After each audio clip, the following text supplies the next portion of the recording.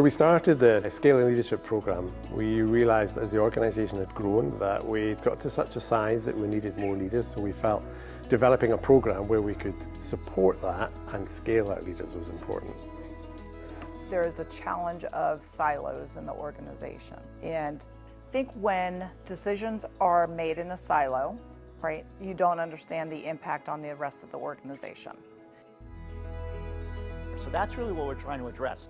Collaboration, breaking down silos, getting people who are different in areas and bringing them together so you're not getting just a homogeneous group. You're getting a group that can really add to the conversation and bring a lot of different viewpoints to the discussion.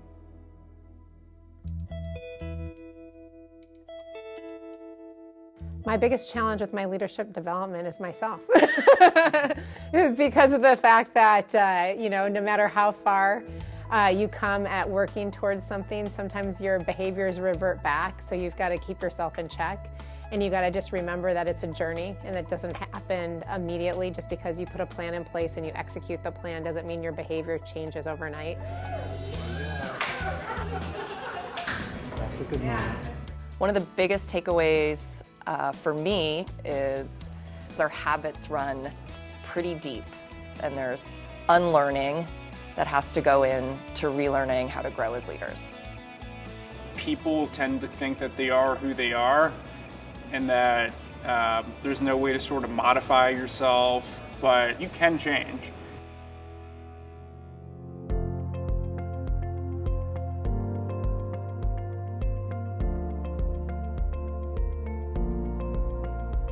So when you're a leader, you need to remember that you've got to work through and with people. So you've got to build up your relationships and know how to nurture those in the right way.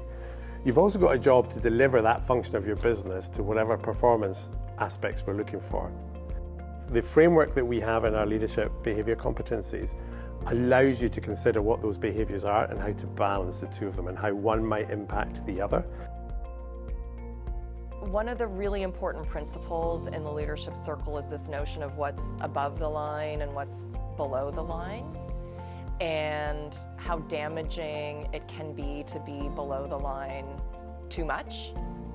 And it gives us sort of a ladder to get above the line and then collectively try and get ourselves to a place that is more productive and more creative. And that's been pretty powerful.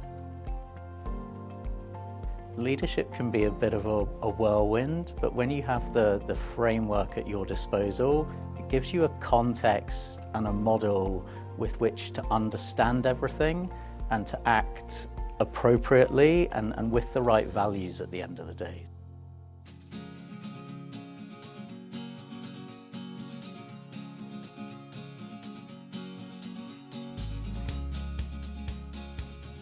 I'm seeing a much bigger impact in terms of cross-functional collaboration. So I'm much more able to have just more authentic conversations that really bring other teams outside of my own team along for the journey, because that then empowers us all together to co-create as we think about solving problems within the business. We all understand how the assessment works, right? We can now speak a common language and say, you're being very critical, right? Or you're being arrogant right now, all right? We can actually throw these terms out and people actually know what they mean. And they can step back and say, you know what, you're right. And it's okay that you said this. Now let's talk about it.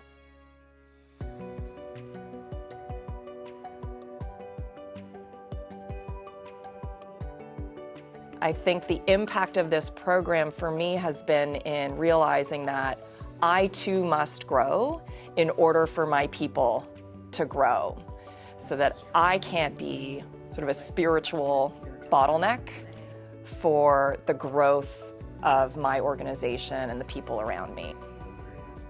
So just one example of how it's changed my perspective is just in mentoring and coaching conversations. So I find myself using the language of the leadership framework really deliberately to talk to people, to coach them, to help them understand how they can be better leaders. So really using the framework, the language, helping it to put things in context for people, and really having a really objective coaching framework to work with people on as they develop themselves and as I develop myself.